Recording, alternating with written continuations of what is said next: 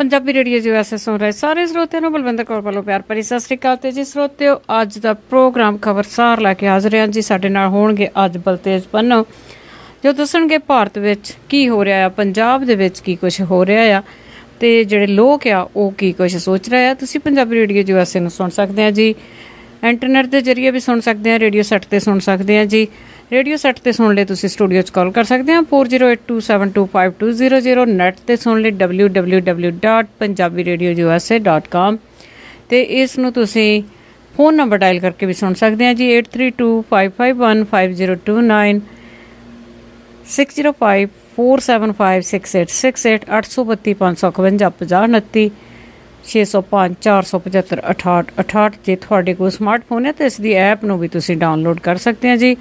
ਤੇ ਤੁਸੀਂ ਜੀ ਪੰਜਾਬੀ ਰੇਡੀਓ ਜੀ ਵੈਸੇ ਨੂੰ ਸਪਾਂਸਰ ਵੀ ਕਰ ਸਕਦੇ ਆ। ਖਬਰ ਤੇ ਨਜ਼ਰ ਦੇ ਅੱਜ ਦੇ ਪ੍ਰੋਗਰਾਮ ਨੂੰ ਸਪਾਂਸਰ ਕੀਤਾ ਗਿਆ ਹੈ ਜੀ ਰਜਿੰਦਰ ਕੌਰ ਜੀ ਸਾਨੂੰ ਜੇ ਤੋਂ ਰਣਜੀਤ ਸਿੰਘ ਜੀ ਲੇਕਪੁਰ ਤੋਂ, ਕਰਮਪਾਲ ਸਿੰਘ ਤੇ ਜਸਜੀਤ ਕੌਰ ਜੀ ਕਲੋਵਸ ਤੋਂ, ਜਸਵੀਰ ਸਿੰਘ ਸਰਾਏ ਬੇਕਰਸਫੀਲਡ ਤੋਂ। ਬਹੁਤ ਬਹੁਤ ਇਹਨਾਂ ਦੇ ਧੰਨਵਾਦੀ ਹਾਂ ਜੀ। ਤੇ ਹੁਣ ਆਪਾਂ ਗੱਲਬਾਤ ਕਰਾਂਗੇ ਬਲਤੇਜ ਪੰਨੂ ਹੋਰਾਂ ਦੇ ਨਾਲ। ਸਤਿ ਸ਼੍ਰੀ ਅਕਾਲ ਬਲਤੇਜ ਪੰਨੂ ਜੀ, ਸਵਾਗਤ ਹੈ ਜੀ। ਸਤਿ ਸ਼੍ਰੀ ਅਕਾਲ ਜੀ, ਮਿਹਰਬਾਨੀ। ਔਰ ਮੈਂ ਸਟਾਰਟਿੰਗ 'ਚ ਇਸ ਚੀਜ਼ ਦੀ ਮਾਫੀ ਮੰਗ ਲਵਾਂ ਜੀ, ਮੈਂ ਥੋੜਾ ਟਰੈਵਲਿੰਗ ਦੇ ਵਿੱਚ ਕਰਕੇ ਹੋ ਸਕਦਾ ਕਿਸੇ ਜਗ੍ਹਾ ਵਿੱਚੋਂ ਡਿਸਟਰਬਿੰਗ ਵੀ ਆਵੇ। ਹਾਂ ਜੀ। ਤੇ ਜੀ ਬਲਤੇਜ ਪੰਨੂ ਜੀ, ਆਪਾਂ ਪਹਿਲਾਂ ਤੇ ਜੈ ਲਲਿਤਾ ਵਾਲੀ ਗੱਲ ਕਰਦੇ ਹਾਂ ਕਿ ਕਾਫੀ ਜਿਹੜਾ ਇਹ ਮਸਲਾ ਮਗਿਆ ਹੋਇਆ ਆ ਕਿ ਜੈ ਲਲਿਤਾ ਨੂੰ ਜਿਹੜੀ ਭ੍ਰਿਸ਼ਟਾਚਾਰ ਦੇ ਮਾਮਲੇ ਵਿੱਚ ਉਹਨਾਂ ਨੂੰ 4 ਸਾਲ ਦੀ ਸਜ਼ਾ ਸੁਣਾਈ ਗਈ ਆ। ਆਈ ਥਿੰਕ ਭਾਰਤੀ ਰਾਜਨੀਤੀ ਦੇ ਵਿੱਚ ਜੇ ਇਹ ਕਿਹਾ ਜਾਵੇ ਕਿ ਇੱਕ ਨਵੇਂ ਅਧਿਆਏ ਦੀ ਸ਼ੁਰੂਆਤ ਹੋਈ ਹੈ ਜੀ ਭਾਰਤੀ ਰਾਜਨੀਤੀ ਦੇ ਅੰਦਰਲੀ ਜਿਹੜੀ ਕਰਪਸ਼ਨ ਹੈ ਉਸ ਮਾਮਲੇ ਦੇ ਉੱਤੇ, ਕਿਉਂਕਿ ਇਹਨੂੰ ਕਰਪਸ਼ਨ ਕੁਈਨ ਵੀ ਕਿਹਾ ਜਾਂਦਾ, ਪਰ ਹਮੇਸ਼ਾ ਜਿਹੜਾ ਜੀ ਬਚ ਕੇ ਨਿਕਲ ਜਾਂਦੀ ਰਹੀ ਆ ਜੈ ਲਲਿਤਾ, ਜਿਹਨੂੰ ਅੱਜ ਜੇਲ੍ਹ ਲਲਿਤਾ ਕਿਹਾ ਜਾ ਰਿਹਾ ਜੀ। ਇੱਕ ਅਦਾਲਤ ਨੇ ਹੁਣ ਉਹਨੂੰ ਵਿੱਤੋਂ ਵੱਧ ਆਮਦਨੀ ਦੇ ਦੋਸ਼ਾਂ ਦੇ ਤਹਿਤ ਜਿਹੜੀ ਆ ਜੀ ਉਹ ਸਜ਼ਾ ਦਿੱਤੀ ਆ। ਨਾ ਸਿਰਫ ਉਹਨੂੰ ਬਲਕਿ ਉਹਦੀ ਖਾਸ ਦੋਸਤ ਸ਼ਸ਼ੀ ਕਲਾ, ਉਹਦੇ ਅੱਗੇ ਜਿਹੜੇ ਸਾਥੀ ਹੋਰ ਜਿਹੜੇ 3 ਨੇ, ਇਹਨਾਂ ਸਾਰਿਆਂ ਨੂੰ 4 ਸਾਲ ਦੀ ਸਜ਼ਾ ਜਿਹੜੀ ਆ ਸੁਣਾਈ ਆ। ਭਾਰਤੀ ਸੰਵਿਧਾਨ ਦੇ ਮੁਤਾਬਕ ਜੇ 3 ਸਾਲ ਦੀ ਸਜ਼ਾ ਹੋਵੇ ਤਾਂ ਮੌਕੇ ਤੇ ਜ਼ਮਾਨਤ ਮਿਲ ਜਾਂਦੀ ਆ, ਜੇ ਇਸ ਤੋਂ ਉੱਪਰ ਹੋਵੇ ਤਾਂ ਫਿਰ ਹਾਈ ਕੋਰਟ ਦੇ ਵਿੱਚ ਜਾਣਾ ਪੈਂਦਾ ਜੀ। 4 ਸਾਲ ਦੀ ਸਜ਼ਾ ਹੋਈ ਆ, ਉਹਨੂੰ ਜੇਲ੍ਹ ਦੇ ਵਿੱਚ ਲਿਜਾਇਆ ਗਿਆ ਜੀ। ਮੁੱਖ ਮੰਤਰੀ ਦਾ ਅਹੁਦਾ ਗਿਆ, ਉਹਦੀ ਵਿਧਾਨ ਸਭਾ ਦੀ ਮੈਂਬਰੀ ਗਈ, MLA ਨਹੀਂ ਰਹਿ ਸਕਦੀ ਕਾਨੂੰਨ ਦੇ ਮੁਤਾਬਕ, 10 ਸਾਲ ਉਹ ਚੋਣ ਨਹੀਂ ਲੜ ਸਕਦੀ। ਇਸ ਤੋਂ ਵੀ ਉੱਪਰ ਜਿਹੜਾ ਕਈ ਘੜੇ ਪਾਣੀ ਦੇ ਉਹਦੇ ਸਿਰ 'ਚ ਪਿਆ ਜੀ, ਉਹ ਹੈ ਕਿ 100 ਕਰੋੜ ਰੁਪਈਏ ਦਾ ਜੁਰਮਾਨਾ ਉਹਨੂੰ ਕੀਤਾ ਗਿਆ ਜੀ। ਬਾਕੀਆਂ ਨੂੰ 4-4 ਕਰੋੜ ਰੁਪਈਏ ਦਾ ਜੁਰਮਾਨਾ ਕੀਤਾ ਗਿਆ, ਇਹਨੂੰ 100 ਕਰੋੜ ਰੁਪਈਏ ਦਾ ਜੁਰਮਾਨਾ ਜਿਹੜਾ ਜੀ ਉਹ ਅਦਾਲਤ ਨੇ ਕੀਤਾ। ਤਕਰੀਬਨ ਇਹ ਕਿਹਾ ਜਾ ਸਕਦਾ ਜੀ ਕਿ ਜਿਹੜੀ ਸਿਆਸਤ ਹੈ ਤਾਮਿਲਨਾਡੂ ਦੀ, ਉਹਦੇ ਵਿੱਚੋਂ ਇੱਕ ਕਿਸਮ ਦੇ ਨਾਲ ਐਗਜ਼ਿਟ ਹੋ ਗਿਆ ਜੈ ਲਲਿਤਾ ਦਾ, ਕਿਉਂਕਿ ਉਹਦਾ ਕੈਰੀਅਰ ਜਿਹੜਾ ਜੀ ਉਹ ਤਬਾਹੀ ਵੱਲ ਨੂੰ ਜਾਊਗਾ ਇਸ ਸਜ਼ਾ ਤੋਂ ਬਾਅਦ। ਜੇ ਉਹ ਹਾਈ ਕੋਰਟ ਦੇ ਵਿੱਚੋਂ ਬਰੀ ਹੋ ਜਾਂਦੀ ਹੈ ਤਾਂ ਕਹਾਣੀ ਜਿਹੜੀ ਆ ਜੀ ਹੋਰ ਹੋ ਸਕਦੀ ਹੈ, ਜਿਹਦੇ ਚਾਂਸਸ ਬਹੁਤ ਘੱਟ ਰਹਿ ਜਾਂਦੇ ਨੇ, ਕਿਉਂਕਿ ਜਿਸ ਕਿਸਮ ਦੇ ਨਾਲ ਸਖਤੀ ਦੀ ਸਜ਼ਾ ਇਹ ਜਿਹੜੀ ਸੁਣਾਈ ਗਈ ਹੈ, ਬਹੁਤ ਘੱਟ ਚਾਂਸ ਨੇ ਕਿ ਹਾਈ ਕੋਰਟ ਦੇ ਵਿੱਚੋਂ ਉਹ ਜਿਹੜੀ ਆ ਜੀ ਬਰੀ ਹੋ ਸਕੂਗੀ। ਜੈ ਲਲਿਤਾ ਹੋਵੇ, ਮਾਇਆਵਤੀ ਹੋਵੇ, ਚਾਹੇ ਫਿਰ ਹੋਵੇ ਜੀ ਪੱਛਮੀ ਬੰਗਾਲ ਮਮਤਾ ਬੈਨਰਜੀ, ਇਹਨਾਂ ਤਿੰਨਾਂ ਦੇ ਬਾਰੇ ਇੱਕ ਗੱਲ ਹੈ ਕਿ ਇਹਨਾਂ ਨੇ ਆਪਣਾ ਜਿਹੜਾ ਸਿੱਖੀ ਦਾਅਵੇਦਾਰ ਹੈ ਨਾ ਅੱਗੋਂ ਕੋਈ ਉੱਠਣ ਨਹੀਂ ਦਿੱਤਾ ਜੀ, ਜਿਹੜਾ ਕਿ ਅੱਜ ਸ਼ਾਇਦ ਜੈ ਲਲਿਤਾ ਨੂੰ ਭੁਗਤਣਾ ਪਊਗਾ ਜੀ ਕਿ ਉਹਦੀ ਜਗ੍ਹਾ ਦੇ ਉੱਤੇ ਪਾਰਟੀ ਕੌਣ ਸੰਭਾਲੂਗਾ।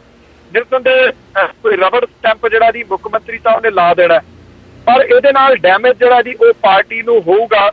ਜਿੱਥੇ ਇੱਕ ਪਾਸੇ ਵੱਡੇ ਰੋਸ ਮੁਜ਼ਾਹਰੇ ਤਾਮਿਲਨਾਡੂ ਦੇ ਵਿੱਚ ਹੋ ਰਹੇ ਨੇ, ਉੱਥੇ ਖੁਸ਼ੀ ਦੇ ਵਿੱਚ ਕੁਝ ਥਾਵਾਂ ਤੇ ਮਠਿਆਈਆਂ ਵੀ ਵੰਡੀਆਂ ਜਾ ਰਹੀਆਂ ਨੇ ਦੂਜੇ ਗਰੁੱਪ ਦੇ ਵੱਲੋਂ ਕਿ ਇਹ ਜੋ ਕੁਝ ਹੋਇਆ ਚੰਗਾ ਹੋਇਆ।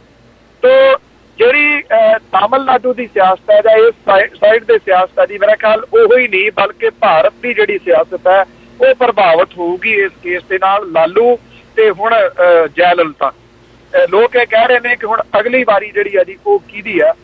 ਸ਼ਾਇਦ ਕਿਤੇ ਨਾ ਕਿਤੇ ਸਹੀ ਭ੍ਰਿਸ਼ਟ ਜਿਹੜੇ ਸਿਆਸਤਦਾਨ ਨੇ ਉਹਨਾਂ ਦੀ ਨੀਂਦ ਖੁਦ ਤਾਂ ਜਿਹੜੀ ਇਸ ਫੈਸਲੇ ਦੇ ਜਿਹੜੀ ਆ ਜੀ ਉਹ ਜ਼ਰੂਰ ਹਰਾਮ ਹੋਈ ਹੋਊਗੀ ਜੀ।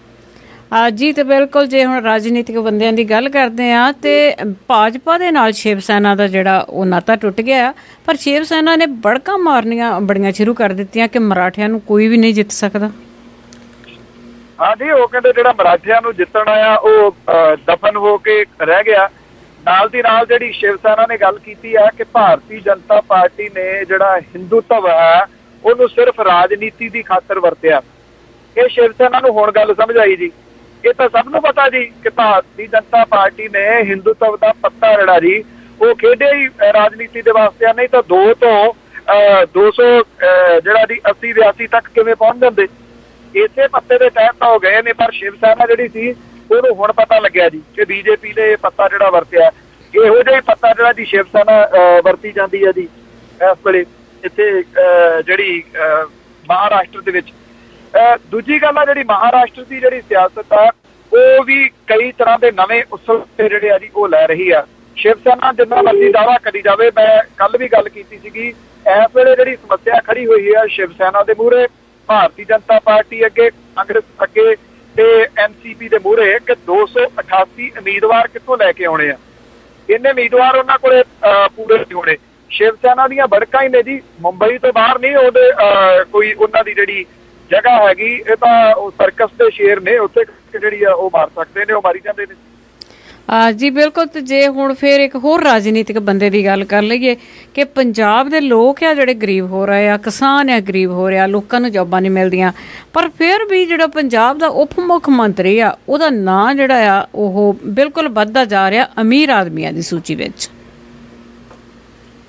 होगा जी, हालात जिहड़े बने हुए ने कि जे तुसीं किसी जगह दे उत्ते बैठे 4 ਬੰਦਿਆਂ ਦੇ ਵਿੱਚ ਗੱਲ ਮੰਨ ਲਓ, ਇਹ ਗੱਲ ਛੇੜ ਲਓ ਕਿ ਯਾਰ ਇੱਕ ਰੇਹੜੀ ਸੀ ਟਿੱਕੀਆਂ ਦੀ ਬਹੁਤ ਚੱਲਦੀ ਸੀ, ਉਹਦੇ ਉੱਤੇ ਕਬਜ਼ਾ ਕਰ ਲਿਆ ਸੱਤਾਧਾਰੀ ਧਿਰ ਨੇ, ਕੋਈ ਬੰਦਾ ਨਹੀਂ ਕਹਿੰਦਾ ਲੈ ਆਵੇਂ ਮਾਰ ਦਿਓ ਤੁਸੀਂ, ਏਦਾਂ ਦੀ ਗੱਲ ਥੋੜੀ ਆ।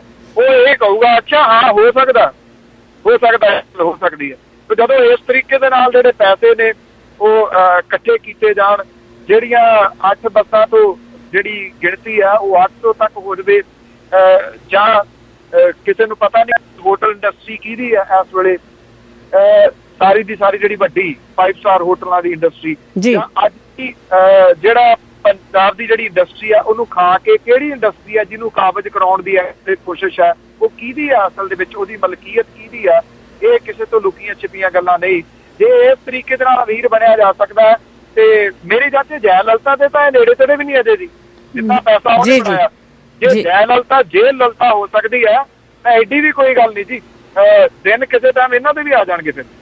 जी बिल्कुल, जिद्दां जयललिता की गल कीती आ, पर उन्हें अपने लोगों लिए कुछ नहीं किया, अपने आप लिए ही वो अमीर हुई आ, पर अपने कहते घट गिणतियां दे विच उन्हां नूं लिया गया सीगा, पर घट गिणतियां दे लोग अजे भी बहुत सारे जिहड़े वो भुखे सौंदे आ, उन्हां दे लीडरां ने कुछ नहीं किया। तो जी अगे गल करिए पंजाब दे विच जिहड़ी 2 सके भरावां दी गोली मार के मौत कर दित्ती गई आ, ਉਹਦੇ ਬਾਰੇ।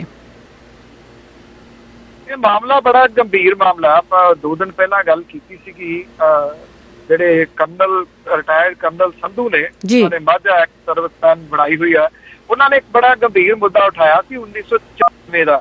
ਇੱਕ ਗੁਰਨਾਮ ਸਿੰਘ ਬੰਡਾਲਾ ਨਾਂ ਦਾ ਜਿਹੜਾ ਖਾਲਿਸਤਾਨੀ ਸੀ ਉਹਨੂੰ ਮਾਰ ਦਿੱਤਾ ਸੀ, ਜਿਹਦੇ ਸਿਰ ਤੇ 25 ਲੱਖ ਰੁਪਏ ਦਾ ਇਨਾਮ ਸੀਗਾ। ਉਹ 25 ਲੱਖ ਦਾ ਇਨਾਮ ਵੀ ਲੈ ਲਿਆ ਤੇ ਤਰੱਕੀ ਵੀ ਲੈ ਲਈ। ਬਾਅਦ ਦੇ ਵਿੱਚ ਗੁਰਨਾਮ ਸਿੰਘ ਬੰਡਾਲਾ ਕਈ ਵਰਿਆਂ ਬਾਅਦ ਫੜਿਆ ਗਿਆ। ਉਹਦੀ ਜਗ੍ਹਾ ਤੇ ਕਿਹਨੂੰ ਮਾਰਿਆ ਗਿਆ, ਉਹ ਸਵਾਲ ਜਿਹੜਾ ਸੀਗਾ ਉਹ ਉਠਾਇਆ ਸੀਗਾ ਸੰਧੂ ਸਾਹਿਬ ਨੇ। ਇਹ ਮੁੰਡਾ ਜਿਹੜਾ ਸੀਗਾ ਕਾਲਾ ਅਫਗਾਨਾ ਪਿੰਡ ਦਾ ਸੀਗਾ ਜੀ, ਸੁਖਪਾਲ ਸਿੰਘ ਜੀ ਨੂੰ ਮਾਰ ਦਿੱਤਾ ਗਿਆ ਸੀਗਾ। ਇਹ ਜਿਹੜਾ ਸੀਗਾ ਅਜੇ ਗੱਲ ਚੱਲ ਹੀ ਰਹੀ ਹੈ। ਇੱਕ ਨਵੀਂ ਜਿਹੜੀ ਕਹਾਣੀ ਆ ਉਹ ਸਾਹਮਣੇ ਆ ਗਈ ਹੈ ਜੀ।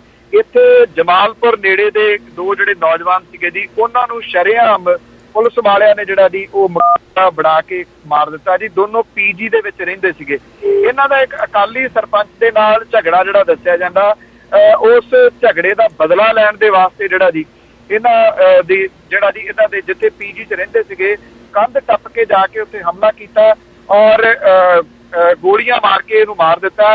ਇੱਕ ਜਿਹੜੀ ਖਬਰ ਆ ਉਹ ਇਹ ਵੀ ਆ ਰਹੀ ਹੈ ਕਿ ਕੁਝ ਸਹਿਕਦੇ ਸਨ ਜੀ ਇਹਨਾਂ ਦੇ ਵਿੱਚੋਂ ਜਦੋਂ ਪੁਲਿਸ ਨੇ ਗੋਲੀਆਂ ਮਾਰੀਆਂ ਨੇ। ਤੇ ਉਦੋਂ ਬਾਅਦ ਜਿਹੜਾ ਸਰਪੰਚ ਨਾਲ ਗਿਆ ਮੁਕਾਬਲੇ ਦੇ ਉੱਤੇ, ਉਹਨੇ ਅਸਲ ਦੇ ਵਿੱਚ ਗੋਲੀ ਮਾਰ ਕੇ ਜੀ ਇਹਨਾਂ ਨੂੰ ਮਾਰਿਆ। ਲੋਕ ਜਿਹੜੇ ਨੇ ਇਸ ਮਾਮਲੇ ਨੂੰ ਲੈ ਕੇ ਕਾਫੀ ਭੜਕੇ ਨੇ। ਪੁਲਿਸ ਨੇ ਮੁਕੱਦਮਾ ਜਿਹੜਾ ਜੀ ਦਰਜ ਕਰ ਲਿਆ। ਇਹਦੇ ਵਿੱਚ ਇੱਕ ਹੋਮਗਾਰਡ ਵਾਲਾ, ਇੱਕ ਜਿਹੜਾ ਪੰਜਾਬ ਪੁਲਿਸ ਵਾਲਾ ਤੇ 2 ਹੋਰ ਜਿਹੜੇ ਲੋਕ ਨੇ ਉਹਨਾਂ ਦੇ ਉੱਤੇ ਮੁਕੱਦਮਾ ਇਹ ਦਰਜ ਕੀਤਾ ਗਿਆ। ਅੰਦਾਜ਼ਾ ਲਾ ਸਕਦੇ ਹੋ ਕਿ ਪੁਲਿਸ ਦੀ ਜਿਹੜੀ ਇਹ ਬੁਰਛਾ ਕਰਦੀ ਹੈ ਕਿਸ ਲੈਵਲ ਤੱਕ ਵੱਧ ਗਈ ਹੋਈ ਹੈ। ਅਕਾਲੀਆਂ ਦੀ ਜਿਹੜੀ ਗੁੰਡਾਗਰਦੀ ਆ ਉਹ ਕਿਸ ਲੈਵਲ ਤੱਕ ਵੱਧ ਗਈ ਹੋਈ ਹੈ ਕਿ ਇੱਕ ਸਰਪੰਚ ਆਪਣਾ ਬਦਲਾ ਲੈਣ ਦੇ ਵਾਸਤੇ 2 ਸਕੇ ਭਰਾਵਾਂ ਨੂੰ ਪੁਲਿਸ ਵਾਲਿਆਂ ਨੂੰ ਨਾਲ ਲਿਜਾ ਕੇ ਗੋਲੀ ਤੱਕ ਮਾਰ ਦਿੰਦਾ ਜੀ। ਇਹ ਪੰਜਾਬ ਦੇ ਹਾਲਾਤ ਬਣ ਰਹੇ ਨੇ ਅੱਜ ਇਸੇ ਕਰਕੇ ਜਿਹੜੇ ਬਹੁਤੇ ਲੋਕ ਆ ਹੁਣ ਪੰਜਾਬ ਵਿੱਚ ਆਉਣ ਤੋਂ ਡਰਨ ਲੱਗ ਗਏ। ਇਹ ਇੰਡੀਆ ਦੇ ਵਿੱਚ ਤੇ ਹਜੇ ਉਹ ਜਾਣ ਨੂੰ ਰਾਜੀ ਹੈਗੇ, ਪਰ ਪੰਜਾਬ ਦੇ ਵਿੱਚ ਜਿਹੜੇ ਇਹੋ ਜਿਹੇ ਹਾਲਾਤ ਆ ਉਹ ਅਜੇ ਵੀ ਬਣੇ ਹੋਏ ਆ। ਉਹ ਬਣਾਏ ਗਏ ਨੇ, ਉਸ ਦੇ ਲਈ ਜਿਹੜੀ ਆ ਪੰਜਾਬ ਸਰਕਾਰ ਆ ਉਹਨੂੰ ਖਿਆਲ ਕਰਨਾ ਚਾਹੀਦਾ ਕਿ ਕੌਣ ਜ਼ਿੰਮੇਵਾਰ ਆ ਉੱਥੇ। ਤੇ ਅੱਗੇ ਗੱਲ ਕਰੀਏ ਜੀ ਆਪਾਂ, ਜਿਵੇਂ ਰੋਜ਼ ਹੀ ਕਿਤੇ ਨਾ ਕਿਤੇ ਡਰੱਗ ਫੜੀ ਜਾਂਦੀ ਹੈ, ਤੇ ਹੁਣ ਵੀ ਸਰਹੱਦ ਨੇੜੇ ਉਹ 7 ਕਰੋੜ ਦੀ ਹੈਰੋਇਨ ਤੇ ਅਸਲਾ ਬਰਾਮਦ ਹੋਇਆ, ਤੇ ਫਿਰ ਇੱਕ ਟਰੱਕ ਵੀ ਹੈ ਜਿਹੜਾ ਉਹ ਕਾਬੂ ਕੀਤਾ ਗਿਆ। ਇਹ ਇਕੱਲੀ ਸਰਹੱਦ ਦੀ ਗੱਲ ਨਹੀਂ, ਬਾਕੀ ਦੇ ਰਾਜਾਂ ਦੇ ਵਿੱਚੋਂ ਵੀ ਜਿਹੜਾ ਇਹ ਪੰਜਾਬ ਨੂੰ ਹੀ ਕਿਉਂ ਢੋਆਈ ਸ਼ੁਰੂ ਹੋਈ ਆ। ਪੰਜਾਬ ਹੱਬ ਹੈ ਜੀ। ਪੰਜਾਬ ਦੇ ਵਾਸਤੇ ਤਾਂ ਕਿਸੇ ਟਾਈਮ ਕਹਾਣੀ ਪੜ੍ਹੀ ਸੀ ਚਿੱਟਾ ਇਨਕਲਾਬ। ਉਹ ਚਿੱਟਾ ਇਨਕਲਾਬ ਦੁੱਧ ਵਾਲਾ ਸੀਗਾ ਜੀ। ਇਹ ਅਜੀਬ ਹੀ ਕਿਸਮ ਦਾ ਚਿੱਟਾ ਜਿਹੜਾ ਜੀ ਆ ਗਿਆ ਇਸ ਵੇਲੇ, ਤਾਂ ਚਿੱਟਾ ਜਿਹੜਾ ਉਹ ਪੰਜਾਬ ਨੂੰ ਖਾਈ ਜਾ ਰਿਹਾ ਜੀ। ਜਿਹੜੀ 7 ਕਰੋੜ ਵਾਲੀ ਖਬਰ ਹੈ ਨਾ ਜੀ, ਹੁਣ ਤਾਂ ਛੋਟੀ ਜੀ ਨਿੱਕੇ ਕਾਲਮਾਂ ਦੀ ਖਬਰ ਹੋ ਕੇ ਰਹਿ ਗਈ ਹੈ। 70 ਕਰੋੜ ਵਾਲੀ ਹੋਵੇ ਤਾਂ ਉਹ 2 ਕਾਲਮਾਂ ਦੀ ਖਬਰ ਆ, 700 ਕਰੋੜ ਦੀ ਹੋਵੇ ਤਾਂ ਮੁੱਖ ਪੰਨੇ ਦੇ ਉੱਤੇ ਮੁੱਖ ਖਬਰ ਦੇ ਰੂਪ ਦੇ ਵਿੱਚ ਉਹ ਥਾਂ ਮੱਲਦੀ ਹੈ। 7 ਕਰੋੜ ਦੀ ਡਰੱਗ ਫੜੀ ਜਾਣੀ ਕੋਈ ਖਬਰ ਨਹੀਂ ਰਹਿ ਗਈ ਅਖਬਾਰਾਂ ਦੇ ਵਿੱਚ। ਉਹਨਾਂ ਲਈ ਛੋਟੀ ਖਬਰ ਜਿਹੜੀ ਇਹਨਾਂ ਦੀ ਉਹ ਹੋ ਗਈ ਹੈ। ਇਹ ਬਦਕਿਸਮਤੀ ਹੈ ਜੀ। ਪੰਜਾਬ ਨੇ ਇਹ ਦਿਨ ਵੀ ਦੇਖਣੇ ਸੀਗੇ ਜੀ ਕਿ ਇਸ ਵੇਲੇ ਮੇਨ ਢੋਆਈ ਦੇ ਉੱਤੇ ਜੀ ਇਹ ਪ੍ਰਮੁੱਖ ਅੱਡਾ ਬਣ ਗਿਆ ਪੰਜਾਬ। ਬਿਲਕੁਲ ਜੀ, ਇਹ ਖਬਰ ਵੀ ਵੈਸੇ 3-4 ਪੇਜ ਤੇ ਲੱਗੀ ਹੋਈ ਆ। ਵਾਕਿਆ ਹੀ ਇਹਨੂੰ ਜਿਹੜਾ ਛੋਟੀ ਜਿਹੜੀ ਖਬਰ ਮੰਨਿਆ ਜਾ ਰਿਹਾ ਆ ਕਿ 7 ਕਰੋੜ ਦੀ ਹੈਰੋਇਨ ਫੜੀ ਗਈ ਆ, ਤੇ ਉਹ ਜਿਹੜੀ ਖਬਰ ਆ ਉਹ ਬਹੁਤ ਛੋਟੀ ਆ। ਤੇ ਅੱਗੇ ਗੱਲ ਕਰੀਏ ਜੀ, ਜਿਵੇਂ ਭਾਰਤ ਦੇ ਵਿੱਚ ਸ਼ਹੀਦ ਭਗਤ ਸਿੰਘ ਦਾ ਜਨਮ ਦਿਨ ਆ, ਤੇ ਉੱਥੋਂ ਜਿਹੜਾ ਸ਼ਹੀਦ ਭਗਤ ਸਿੰਘ ਆ ਉਹਨਾਂ ਦੇ ਜਿਹੜੇ ਇਰਾਦੇ ਸੀਗੇ ਉਹ ਕਿਸ ਤਰ੍ਹਾਂ ਇਨਕਲਾਬ ਲਿਆਉਣਾ ਸੀਗਾ। ਜਿਹੜੀਆਂ ਸਾਡੀਆਂ ਸਰਕਾਰਾਂ ਆ, ਜਾਂ ਉਹ ਗੋਰਿਆਂ ਦੀਆਂ ਸਰਕਾਰਾਂ ਸੀਗੀਆਂ, ਜਾਂ ਸਾਡੇ ਭਾਰਤ ਦੇ ਵਿੱਚ ਜਿਹੜੀਆਂ ਸਰਕਾਰਾਂ ਆ, ਉਹਨਾਂ ਤੋਂ ਕਿਸ ਤਰ੍ਹਾਂ ਜਿਹੜਾ ਆ ਲੋਕਾਂ ਲਈ ਜਿਹੜਾ ਰਾਜ ਆ ਉਹ ਪ੍ਰਦਾਨ ਕਰਨਾ ਸੀਗਾ। ਪਰ ਕੀ ਉਸ ਤਰ੍ਹਾਂ ਦਾ ਜਿਹੜਾ ਉਹਨਾਂ ਦੇ ਸਮਾਜ ਸਿਰਜਣਾ ਚਾਹੁੰਦੇ ਸੀ ਉਸੇ ਤਰ੍ਹਾਂ ਦਾ ਸਿਰਜਿਆ ਗਿਆ ਆ ਭਾਰਤ ਦੇ ਵਿੱਚ? ਜੀ ਅਸਲ ਦੇ ਵਿੱਚ ਕਿਉਂਕਿ ਜਿਹੜਾ ਭਗਤ ਸਿੰਘ ਵਾਲਾ ਦੀ ਪਿਸਤੌਲ ਵਾਲਾ ਉਹ ਮੂਹਰੇ ਕਰ ਦਿੱਤਾ, ਕਿਤਾਬਾਂ ਵਾਲਾ ਭਗਤ ਸਿੰਘ ਤਾਂ ਲੁਕੋ ਲਿਆ ਜੀ। ਇਹ ਇਤਿਹਾਸ ਦੱਸਦਾ ਜੀ ਕਿ ਜਦੋਂ ਭਗਤ ਸਿੰਘ ਨੂੰ ਫਾਂਸੀ ਦੇਣ ਦੇ ਵਾਸਤੇ ਲੈ ਕੇ ਚੱਲੇ ਤਾਂ ਉਸ ਟਾਈਮ ਵੀ ਉਹ ਇੱਕ ਕਿਤਾਬ ਪੜ੍ਹ ਰਿਹਾ ਸੀਗਾ, ਤੇ ਉਹ ਕਿਤਾਬ ਦਾ ਪੰਨਾ ਉਹਨੇ ਫੋਲਡ ਕਰ ਦਿੱਤਾ ਜੀ। ਉਹਨੂੰ ਪਤਾ ਕਿ ਫਾਂਸੀ ਦੇ ਵਾਸਤੇ ਲਿਜਾ ਰਹੇ ਨੇ। ਪੰਨੇ ਨੂੰ ਫੋਲਡ ਕਰਨ ਦਾ ਜੇ ਵੇਖਿਆ ਜਾਵੇ ਮਤਲਬ ਕੀ ਸੀਗਾ, ਸ਼ਾਇਦ ਇਹ ਕਿ ਮੈਂ ਇੱਥੋਂ ਤੱਕ ਪੜ੍ਹ ਲਈ ਹੈ, ਇੱਕ ਤਾਂ ਇਹਨੂੰ ਅੱਗੋਂ ਜ਼ਰੂਰ ਪੜ੍ਹ ਲੈਣਾ, ਤੇ ਦੂਜੀ ਗੱਲ ਇਹ ਕਿ ਕਿਤਾਬਾਂ ਦੇ ਵਿੱਚ ਕੀ ਲਿਖਿਆ ਹੋਇਆ ਇਹ ਜ਼ਰੂਰ ਦੇਖਣਾ। ਉਹ ਸ਼ਾਇਦ ਜਿਹੜੀਆਂ ਉਹਦੀਆਂ ਲਿਖੀਆਂ ਹੋਈਆਂ ਕਿਤਾਬਾਂ ਨੇ ਨਾ, ਜੇ ਅੱਜ ਵੀ ਉਹਦੀਆਂ ਤੁਸੀਂ ਕਿਤਾਬਾਂ ਜਿਹੜੀਆਂ ਪੜ੍ਹ ਲਓ, ਜੇਲ੍ਹ ਚਿੱਠੀਆਂ ਹੀ ਪੜ੍ਹ ਲਓ, ਉਹਦੇ ਵਿੱਚੋਂ ਅਸਲ ਸ਼ਖਸੀਅਤ ਜਿਹੜੀ ਹੈ ਨਾ ਉਹ ਭਗਤ ਸਿੰਘ ਦੀ ਨਿਖੜ ਕੇ ਸਾਹਮਣੇ ਆਉਂਦੀ ਹੈ ਕਿ ਏਡੀ ਛੋਟੀ ਜਿਹੀ ਉਮਰ ਦੇ ਵਿੱਚ ਉਹ ਕਿੱਡਾ ਗ੍ਰੇਟ ਫਿਲਾਸਫਰ ਸੀਗਾ ਜੀ। ਪਰ ਇੱਕ ਸਾਜ਼ਿਸ਼ ਦੇ ਤਹਿਤ ਸੀ ਜਿਹੜੇ ਸਾਡੇ ਸਿਆਸੀ ਨੇਤਾ ਨੇ, ਉਹਨਾਂ ਨੇ ਕਿਤਾਬਾਂ ਵਾਲਾ ਭਗਤ ਸਿੰਘ ਲਕੋਤਾ, ਲੋਕਾਂ ਨੂੰ ਪਿਸਤੌਲਾਂ ਵਾਲਾ ਭਗਤ ਸਿੰਘ ਦਿਖਾਤਾ। ਅੱਜ ਵੀ ਮੁੰਡੇ ਮੋਟਰਸਾਈਕਲਾਂ ਦੇ ਪਿੱਛੇ ਜਿਹੜੀ ਫੋਟੋ ਵਾਲਾ ਜੀ ਮੁੱਛ ਨੂੰ ਵੱਟ ਦਿੰਦਿਆਂ ਦੀ ਲੱਗੀ ਹੁੰਦੀ ਆ, ਜਿਹਦੇ ਉੱਤੇ ਕਿਤੇ ਕਿਤੇ ਲਿਖਿਆ ਹੁੰਦਾ ਗੋਰੇ ਖੰਗੇ ਸੀ ਤਾਂ ਹੀ ਟੰਗੇ ਸੀ, ਜਾਂ ਫਿਰ ਇਹ ਵੀ ਲਿਖਿਆ ਹੁੰਦਾ ਜੀ ਕਿ ਲੱਗਦਾ ਫੇਰ ਆਉਣਾ ਪਊ। ਪੰਜਾਬ ਦੇ ਲੋਕ ਭਗਤ ਸਿੰਘ ਨੂੰ ਉਡੀਕ ਰਹੇ ਆ ਕਿ ਸ਼ਾਇਦ ਭਗਤ ਸਿੰਘ ਫੇਰ ਆਊਗਾ ਦੁਬਾਰਾ ਤੇ ਉਹਨਾਂ ਦੀਆਂ ਮੁਸ਼ਕਲਾਂ ਦਾ ਹੱਲ ਕਰੂਗਾ, ਕਿਸੇ ਅਸੈਂਬਲੀ ਦੇ ਵਿੱਚ ਜਿਹੜਾ ਦੀ ਆ ਕੇ ਬੰਬ ਸੁੱਟੂਗਾ। ਇਸ ਕਰਕੇ ਭਗਤ ਸਿੰਘ ਦਾ ਜਿਹੜਾ ਅਸਲੀ ਮੈਸੇਜ ਸੀਗਾ ਨਾ ਜੀ, ਉਹਦੇ ਤੋਂ ਉਲਝਾ ਦਿੱਤੇ ਗਏ ਨੇ ਲੋਕ। ਜਿੱਧਰ ਚਾਹੁੰਦੇ ਸੀਗੇ ਜੀ ਉਸ ਪਾਸੇ ਨੂੰ ਪਾ ਦਿੱਤੇ ਗਏ ਨੇ। ਇਸ ਕਰਕੇ ਭਗਤ ਸਿੰਘ ਦੇ ਸੁਪਨਿਆਂ ਦਾ ਪੰਜਾਬ ਨਹੀਂ ਆਇਆ। ਭਗਤ ਸਿੰਘ ਕਹਿੰਦਾ ਸੀਗਾ ਕਿ ਜੇ ਗੋਰਿਆਂ ਨੂੰ ਕੱਢਣ ਦੀ ਗੱਲ ਹੈ, ਇਹਨਾਂ ਨੂੰ ਤਾਂ ਬੜੀ ਛੇਤੀ ਕੱਢ ਸਕਦੇ ਆ, ਪਰ ਜਿਹੜੇ ਇਹਨਾਂ ਦੀ ਥਾਂ ਤੇ ਆ ਕੇ ਕਾਲੇ ਅੰਗਰੇਜ਼ ਬਹਿਣਗੇ ਉਹਨਾਂ ਨੂੰ ਕੱਢਣਾ ਬਹੁਤ ਔਖਾ ਹੋਊਗਾ। ਅੱਜ ਦੇ ਸੰਦਰਭ ਦੇ ਵਿੱਚ ਵੇਖਿਆ ਜਾਵੇ ਤਾਂ ਭਗਤ ਸਿੰਘ ਦੀ ਇੰਨੇ ਸਮਾਂ ਪਹਿਲਾਂ ਕਹੀ ਗਈ ਗੱਲ ਜਿਹੜੀ ਹੈ ਜੀ, ਉਹ ਬਿਲਕੁਲ ਸੱਚੀ ਜਿਹੜੀ ਪ੍ਰਤੀਤ ਹੁੰਦੀ ਆ। ਉਹ ਕਿੱਡਾ ਦੂਰ ਅੰਦੇਸ਼ੀ ਬੰਦਾ ਸੀਗਾ ਜੀ। ਉਹ ਤਾਂ ਗ੍ਰੇਟ ਫਿਲਾਸਫਰ ਦਾ ਨਾਮ ਹੈ ਜੀ ਕਿ ਉਹਨੂੰ ਪਤਾ ਸੀਗਾ ਕਿ ਇਹ ਕਹਾਣੀ ਜਿਹੜੀ ਹੈ ਜੀ ਇਸ ਕਿਸਮ ਦੀ ਹੋ ਜਾਣੀ ਹੈ।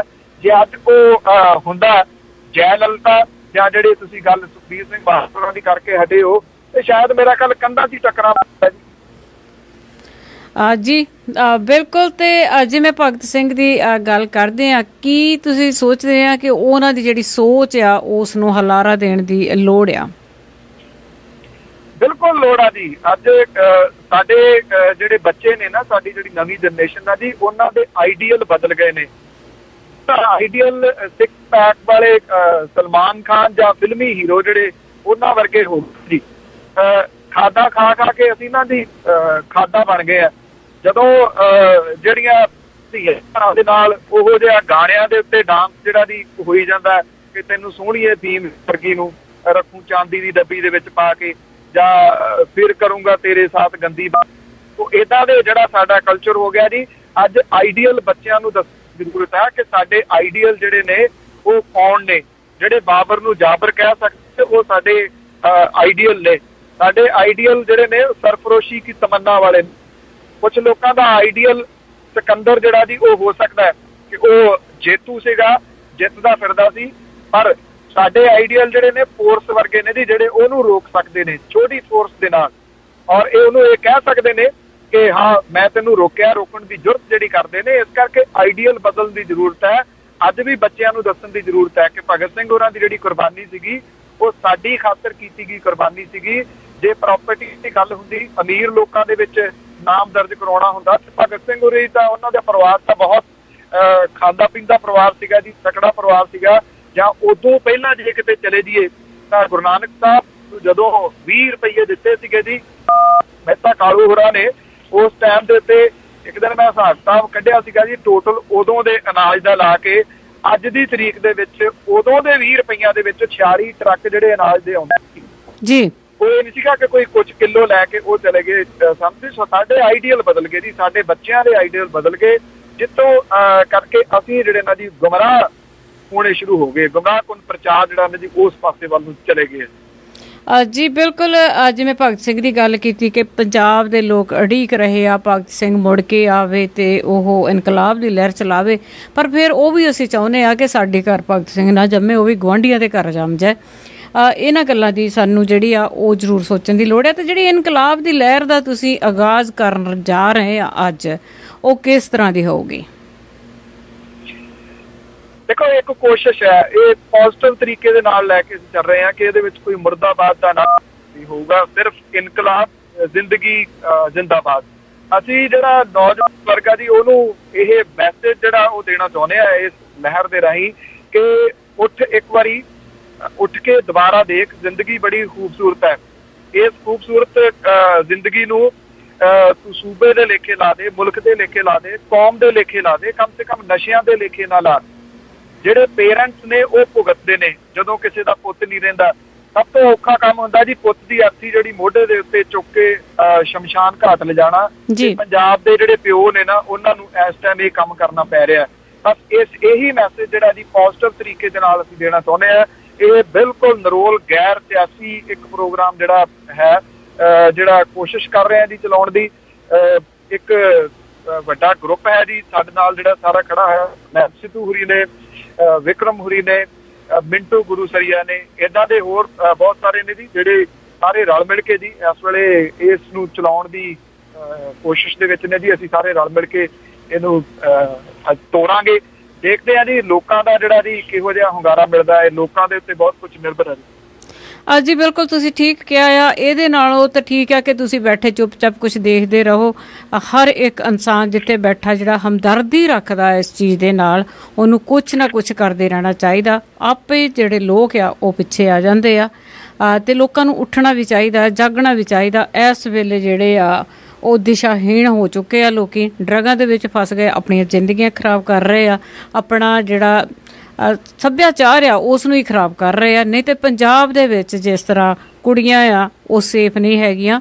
ਇਹ ਗੱਲ ਜਿਹੜੀ ਕਦੀ ਵੀ ਨਹੀਂ ਹੁੰਦੀ ਸੀਗੀ, ਪਰ ਅੱਜ ਜਿਹੜੀਆਂ ਕੁੜੀਆਂ ਪੜ੍ਹਨ ਜਾਣ ਤੋਂ ਵੀ ਡਰਦੀਆਂ ਆ।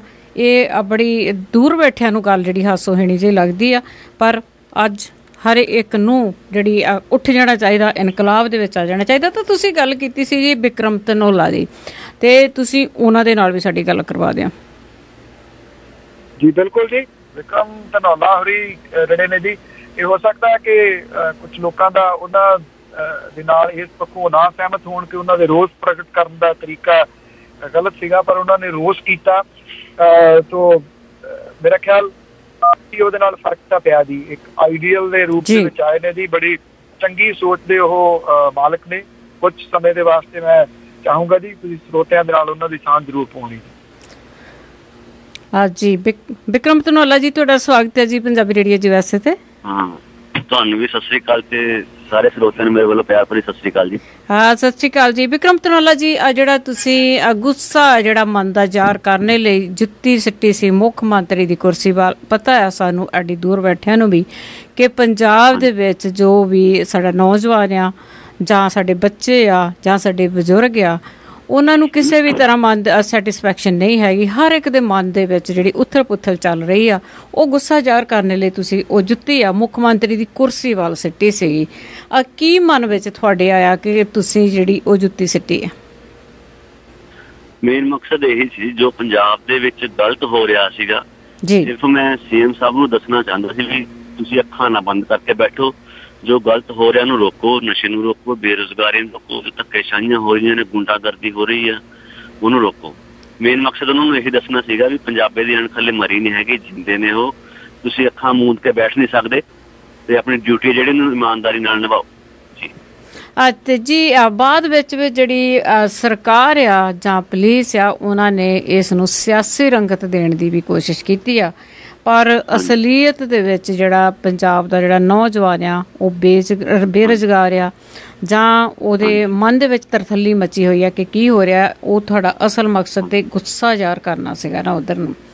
ਹਾਂਜੀ ਹਾਂ, ਤੇ ਉਸ ਤੋਂ ਬਾਅਦ ਜਿੱਦਾਂ ਤੁਹਾਨੂੰ ਉਹ ਲੈ ਕੇ ਗਏ ਆ ਸਭ ਕੁਝ ਉਹਨਾਂ ਨੇ ਜੋ ਵੀ ਤੁਹਾਡੇ ਨਾਲ ਕੀਤਾ ਆ, ਤੇ ਕਿੰਨਾ ਕੁ ਝੁਕਾਉਣ ਦੀ ਗੱਲ ਕੀਤੀ ਤੁਹਾਨੂੰ?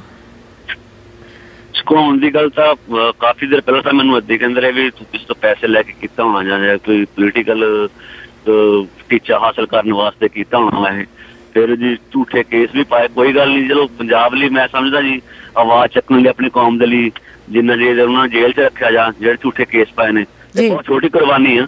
ਮੈਂ ਆਪਣੇ ਪੰਜਾਬ ਲਈ ਆਵਾਜ਼ ਚੱਕਣ ਵਾਸਤੇ ਵੀ ਕਰੂੰਗਾ ਜੀ। ਜੀ ਬਹੁਤ ਵਧੀਆ ਤੁਸੀਂ ਜਿਹੜਾ ਇਹ ਹੌਸਲਾ ਕੀਤਾ ਆਪਣਾ ਗੁੱਸਾ ਪ੍ਰਗਟ ਕਰਨ ਦਾ। ਨਹੀਂ ਤਾਂ ਕਈ ਲੋਕ ਜਿਹੜੇ ਬਾਹਰ ਬੈਠੇ ਉਹਨਾਂ ਦੀਆਂ ਵੀ ਵੈਸੇ ਲੱਤਾਂ ਕੰਬੀ ਜਾਂਦੀਆਂ ਆ ਉਹ ਸੁਣ ਕੇ ਕਿ ਤੁਸੀਂ ਕੀ ਕੀਤਾ ਆ, ਪਰ ਜਿਹੜਾ ਹਾਲਾਤ ਆ ਉਹਨਾਂ ਹਾਲਾਤਾਂ ਦੇ ਵਿੱਚ ਇਸ ਤਰ੍ਹਾਂ ਗੁੱਸਾ ਜ਼ਾਹਰ ਕਰਨਾ ਆ, ਇਹ ਮੈਂ ਕਹਿੰਦੀ ਹਾਂ ਬਹੁਤ ਵੱਡੀ ਬਹਾਦਰੀ ਆ ਜੀ ਇਸ ਹਿਸਾਬ ਨਾਲ। ਕਿਉਂਕਿ ਗੁੱਸਾ ਪ੍ਰਗਟ ਕਿਸ ਤਰ੍ਹਾਂ ਕਰ ਸਕਦੇ ਆ, ਥਾਂ ਥਾਂ ਐਜੀਟੇਸ਼ਨਾਂ ਹੋ ਰਹੀਆਂ ਆ, ਕੋਈ ਵੀ ਉਹਨਾਂ ਦੇ ਉੱਤੇ ਸਰਕਾਰ ਦੇ ਉੱਤੇ ਅਸਰ ਨਹੀਂ ਹੋ ਰਿਹਾ। ਪਰ ਜਦੋਂ ਤੁਸੀਂ ਇਹ ਰੋਸ ਪ੍ਰਗਟ ਕੀਤਾ ਤਾਂ ਉਸ ਤੋਂ ਬਾਅਦ ਇਹਨਾਂ ਦੇ ਉੱਤੇ ਕੋਈ ਫਰਕ ਪਿਆ ਲੱਗਦਾ ਤੁਹਾਨੂੰ ਸਰਕਾਰ ਤੇ? ਹੁਣ ਆਉਣ ਵਾਲਾ ਸਮੇਂ ਦੇ ਵਿੱਚ ਦੇਖਾਂਗੇ ਜੀ, ਜੇ ਫਰਕ ਪਊਗਾ ਰਹਿਣਗੇ ਜੀ, ਨਹੀਂ ਤੇ ਫਿਰ ਲੋਕ ਅੱਕੇ ਪਏ ਨੇ ਜਿਨ੍ਹਾਂ ਕੋਲੋਂ, ਤੇ ਫਿਰ ਅਗਲੇ ਆਉਣ ਵਾਲੇ ਇਲੈਕਸ਼ਨਾਂ ਦੇ ਵਿੱਚ ਇਹਨਾਂ ਨੂੰ ਸਬਕ ਸਿਖਾਉਣਗੇ। ਜੀ ਬਿਲਕੁਲ। ਲੋਕਾਂ ਨੂੰ ਜਗਾਉਣ ਲਈ ਤੁਸੀਂ ਕੀ ਕਰ ਰਹੇ ਹੋ? ਕਿਉਂਕਿ ਬਹੁਤ ਵੱਡੀ ਇਸ ਵੇਲੇ ਜਿਹੜੀ ਲੋੜ ਆ ਉਹ ਨੌਜਵਾਨ ਪੀੜ੍ਹੀ ਨੂੰ ਜਗਾਉਣ ਦੀ ਲੋੜ ਆ ਇਸ ਵੇਲੇ। ਹਾਂ, ਲੋਕਾਂ ਨੂੰ ਪਹਿਲਾਂ ਤਾਂ ਸਭ ਤੋਂ ਇਸ ਟਾਈਮ ਜਿਹੜੀ ਮੇਨ ਜ਼ਰੂਰਤ ਹੈ ਨਾ, ਪੰਜਾਬ ਦੀ ਨੌਜਵਾਨੀ ਜਿਹੜੀ ਜੀ ਦੋ ਧਾਰੀ ਤਲਵਾਰ ਦੇ ਉੱਤੇ ਬੈਠੀ ਹੋਈ ਹੈ ਇਸ ਟਾਈਮ ਤੇ। ਇੱਕ ਤਲਵਾਰ ਧਾਰ ਹੈ ਉਹਦੀ ਜਿਹੜੀ ਜੀ ਬੇਰੁਜ਼ਗਾਰੀ ਹੈ, ਤੇ ਦੂਜੀ ਤਲਵਾਰ ਦੀ ਧਾਰ ਹੈ ਜਿਹੜੀ ਜੀ ਉਹ ਨਸ਼ੇ ਨੇ ਜੀ। ਇਸ ਟਾਈਮ ਅਸੀਂ ਇੱਕ ਨਸ਼ੇ ਦੇ ਖਿਲਾਫ ਇੱਕ ਮੁਹਿੰਮ ਸ਼ੁਰੂ ਕੀਤੀ ਹੈ, ਜਿਹਦਾ ਪਹਿਲਾ ਦਿਨ ਆ ਸ਼ਹੀਦ ਆਜ਼ਮ ਦਾ ਜਨਮ ਦਿਨ ਆ ਜੀ, ਜਿਹੜੇ ਮੇਰੇ ਆਈਡੀਅਲ ਵੀ ਨੇ ਜੀ, ਤੇ ਉਹਨਾਂ ਦੇ ਜਨਮ ਦਿਨ ਨੂੰ ਸਮਰਪਿਤ ਹੈ ਜੀ ਇਨਕਲਾਬ ਜ਼ਿੰਦਗੀ ਜਿੰਦਾਬਾਦ। ਅਸੀਂ ਤਰਨਤਾਰਨ ਤੋਂ ਸ਼ੁਰੂ ਕਰਨੇ ਆ। ਨੌਜਵਾਨਾਂ ਨੂੰ ਅਸੀਂ ਨਸ਼ੇ ਤੋਂ ਦੂਰ ਹੋਣ ਲਈ ਪ੍ਰੇਰਿਤ ਕਰਾਂਗੇ ਤੇ ਤਾਂ ਕਿ ਅਗਲੀ ਜਿਹੜੀ ਪੀੜ੍ਹੀ ਹੈ ਸਾਡੀ ਨਸ਼ੇ ਤੋਂ ਦੂਰ ਰਹਿ ਸਕੇ। ਇਸ ਖਿਲਾਫ ਅਸੀਂ ਇੱਕ ਸ਼ੁਰੂ ਕਰ ਰਹੇ ਹਾਂ ਜੀ ਮੁਹਿੰਮ ਅੱਜ। ਜੀ ਬਹੁਤ ਸਾਡੀਆਂ ਸ਼ੁਭ ਇਛਾਵਾਂ ਤੁਹਾਡੇ ਨਾਲ ਨੇ ਕਿ ਜਿਹੜੀ ਮੁਹਿੰਮ ਲੋਕਾਂ ਦੇ ਲਈ ਤੁਸੀਂ ਸ਼ੁਰੂ ਕਰ ਰਹੇ ਆ ਉਹ ਬਹੁਤ ਵਧੀਆ ਆ, ਤਾਂ ਕਿ ਲੋਕ ਆ ਜਿਹੜੇ ਉਹਨਾਂ ਨੂੰ ਕੋਈ ਨਾ ਕੋਈ ਇਹੋ ਜਿਹਾ ਆਈਡਲ ਮਿਲ ਸਕਣ ਕਿ ਜਿਹੜੇ ਨੌਜਵਾਨ ਆ ਉਹ ਜਿਹੜੇ ਨਸ਼ਿਆਂ ਦੇ ਵੱਲ ਚਲੇ ਗਏ ਆ ਜਾਂ ਬੇਰੁਜ਼ਗਾਰ ਆ, ਉਹਨਾਂ ਨੂੰ ਜ਼ਿੰਦਗੀ ਦੇ ਵਿੱਚ ਕੁਝ ਕਰਨ ਲਈ ਚਾਹੀਦਾ ਆ। ਤੇ ਸਾਡੀ ਬਿਲਕੁਲ ਇਹੀ ਤੁਹਾਡੇ ਨਾਲ ਹੋਣਗੀਆਂ ਸਾਡੀਆਂ ਦੁਆਵਾਂ ਵੀ, ਸਾਡੇ ਸਰੋਤਿਆਂ ਦੀਆਂ ਦੁਆਵਾਂ ਵੀ ਕਿ ਤੁਹਾਨੂੰ ਇਸ ਦੇ ਵਿੱਚ ਕਾਮਯਾਬੀ ਮਿਲੇ। ਤੇ ਬਹੁਤ ਬਹੁਤ ਧੰਨਵਾਦ ਵਿਕਰਮ ਜੀ, ਬਹੁਤ ਬਹੁਤ ਧੰਨਵਾਦ ਜੀ ਤੁਹਾਡਾ। ਬਹੁਤ ਬਹੁਤ ਧੰਨਵਾਦ ਤੇ ਸਾਰੇ ਸਰੋਤਿਆਂ ਦਾ ਬਹੁਤ ਬਹੁਤ ਧੰਨਵਾਦ ਜੀ। ਧੰਨਵਾਦ ਜੀ, ਸਤਿ ਸ਼੍ਰੀ ਅਕਾਲ ਜੀ। ਸਤਿ ਸ਼੍ਰੀ ਅਕਾਲ ਜੀ। ਸਰੋਤਿਓ, ਇਹ ਸਨ ਬਲਤੇਜ ਪੰਨੂ ਤੇ ਸਾਡੇ ਨਾਲ ਜੁੜੇ ਸਨ ਵਿਕਰਮ ਧਨੋਲਾ, ਤੇ ਉਹ ਸਾਰਿਆਂ ਨੂੰ ਯਾਦ ਹੀ ਆ ਕਿ ਜਿਨ੍ਹਾਂ ਨੇ ਆਪਣੇ ਰੋਸ ਦੇ ਵਿੱਚ ਮੁੱਖ ਮੰਤਰੀ ਦੀ ਵੱਲ ਜੁੱਤੀ ਵਗਾ ਕੇ ਮਾਰੀ ਸੀਗੀ। ਉਹਨਾਂ ਦਾ ਮੇਨ ਮਕਸਦ ਤਾਂ ਇਹੀ ਸੀ, ਆਪਣਾ ਗੁੱਸਾ ਜ਼ਾਹਰ ਕਰਨਾ ਸੀ, ਕਿਉਂਕਿ ਉੱਥੇ ਜਿਹੜਾ ਨੌਜਵਾਨ ਆ ਉਸ ਦਾ ਜਿਹੜਾ ਮਨ ਦੇ ਵਿੱਚ ਉਹ ਵੀ ਸੈਟਿਸਫਾਈ ਨਹੀਂ ਜਿਹੜੇ ਹਾਲਾਤ ਉੱਥੇ ਬਣੇ ਹੋਏ ਨੇ। ਤੇ ਉਹ ਇੱਕੋ ਹੀ ਮਕਸਦ ਸੀ ਉਹਨਾਂ ਦਾ। ਤੇ ਜਿਹੜੀ ਇਹ ਮੁਹਿੰਮ ਸ਼ੁਰੂ ਕਰਨ ਜਾ ਰਹੇ ਆ ਉਹ ਜੀ ਬਹੁਤ ਜ਼ਰੂਰੀ ਆ ਕਿ ਨਸ਼ਿਆਂ ਤੋਂ ਜਿਹੜੇ ਉੱਥੇ ਦੇ ਬੱਚੇ ਆ ਜਾਂ ਨੌਜਵਾਨ ਆ ਉਹਨਾਂ ਨੂੰ ਕਿਸ ਤਰ੍ਹਾਂ ਦੂਰ ਰੱਖਿਆ ਜਾ ਸਕੇ। ਤੇ ਜੀ ਸਰੋਤਿਓ, ਇਸੇ ਦੇ ਨਾਲ ਸਾਡਾ ਅੱਜ ਦਾ ਖਬਰ ਤੇ ਨਜ਼ਰ ਬੁਲਟਨ ਆ ਉਹ ਸਮਾਪਤ ਹੁੰਦਾ ਹੈ। ਸਾਰੇ ਹੀ ਸਰੋਤਿਆਂ ਨੂੰ ਪਿਆਰ ਭਰੀ ਸਤਿ ਸ੍ਰੀ ਅਕਾਲ।